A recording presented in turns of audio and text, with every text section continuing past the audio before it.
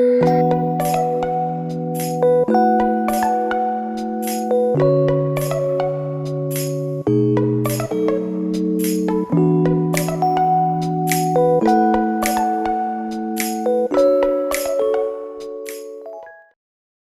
coup resistance notes October 9, 2022. The Pyu Saw Htee are an auxiliary terrorist group armed and lightly trained by the junta to augment its dwindling forces. They operate in regions of the majority Bamah ethnicity like Sagaing, Magway, and Tanintharyi. The PST don't intentionally fight military battles against People's Defense Forces. The job is to attack, destroy, and terrorize civilian communities. Because of this, the PDFs have been counter-attacking Pyu Saw Htee camps lately as a way to protect civilians from their terror assaults. Now the junta is trying to enlist all citizens favorable to it into local, public security groups to fill the void left by the shrinking army. It is pressuring its local appointed administrators to form such groups, which will then receive several days of training and weapons. This strategy is only possible in the minority of the country where the junta still has administrative control. Many local junta administrators have been killed or forced to resign. Public security groups could actually make weapons more easily available to resistance groups. Or they could simply flop from lack of public participation. Some men have been fleeing to escape being drafted into these groups. Ethnic regions. In Tavu district of Tanintharyi township on Burmese maps, a report just emerged of a battle between a local PDF and about 50 junta troops in Kunchaung village on October 6. After the troops divided into subgroups, the PDF attacked the smaller group and killed 5 of them. In Duplaya district Mayawadi township on Burmese maps, Karen Cobra battalion snipers again picked off 3 junta troops yesterday. In Bait Tavoy district Tanintharyi region on Burmese maps, 2 PDFs ambushed a 7-vehicle convoy in Bokpayan township yesterday, forcing the last vehicle to turn back. Casualties aren't known. In northern Arakan state, refugees are going hungry that were previously fed and supplied by international organizations like the World Food Programme, Doctors Without Borders, Red Cross, and multiple UN departments. That is because the junta has denied them access since the Arakan army became reactivated, and these organizations work with the junta and follow its directives rather than working cross-border in the liberated areas where most refugees are. In Morn State, the MSRO PDF fired 40mm grenades yesterday at a contingent of 30 junta troops guarding a bridge that is under repair in Yi Township. 2 troops were wounded. Junta Scorched Earth Village Terrorism Campaign. Troops set fire to Tayakar village in Hatilan Township of Magway region on October 7 and then left. 2 PDFs then entered and helped extinguish the flames and save the community's rice supplies for the year. In Wetlet Township of Sagaing region, junta jets and helicopters bombed and strafed Shwejan, Payale Kone, and Napanchaung villages for an hour yesterday, then 2 helicopters landed 80 troops. They killed 6 or more local people, some are still missing. Residents were trapped in the villages.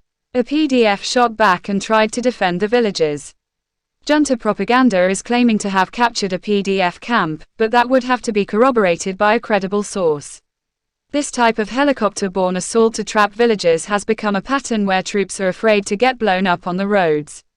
Since the February 2021 coup, junta troops have burned over 36,000 homes as well as shops, pagodas, churches, clinics, schools, and other civilian buildings, according to the Institute for Strategy and Policy Myanmar. In Burma, that number of homes corresponds to roughly 200,000 people left homeless by arson. Over 1.2 million are displaced since the coup by all causes according to the UN, including bombing, occupation, forced conscription, etc. People's Defense Forces PDFs.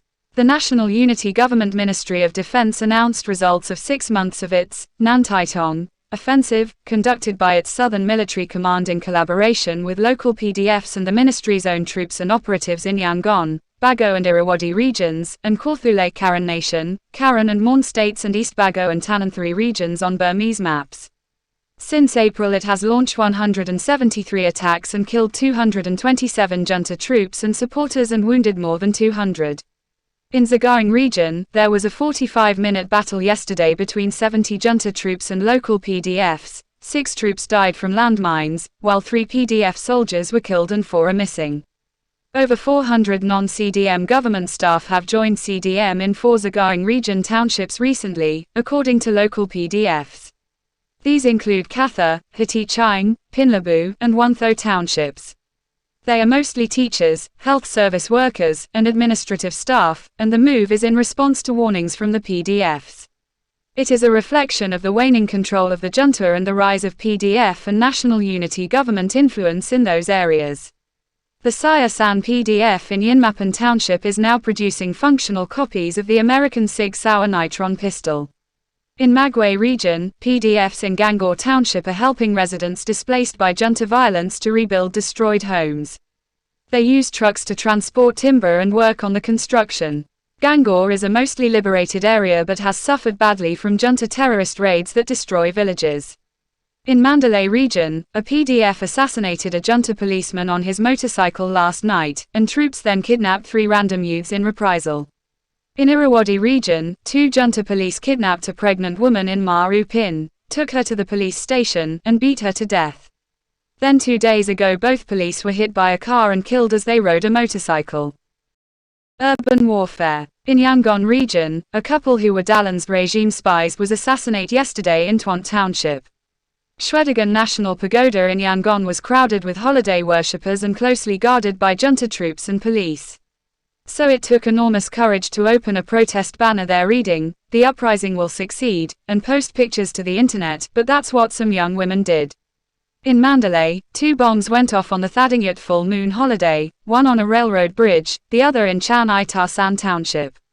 Junta troops and police in plain clothes lurked conspicuously around sites set up by the regime for celebrations that almost no one attended.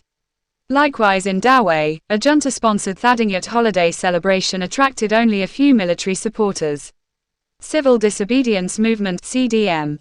All over the country junta troops and police are increasingly extorting truck drivers at gunpoint, demanding large payments at road checkpoints, impounding trucks if drivers don't pay or even threatening to shoot them. The amounts demanded are arbitrary. Truckers must pass on these costs to consumers of the goods they carry, further hiking prices that have already tripled since the coup. Burma is literally being ruled by bandits. Also, searches at checkpoints to look for PDF weapons have created waiting times up to 3 hours. The drive from Paran in Karen State to Yangon used to take 5 hours, now it takes 9.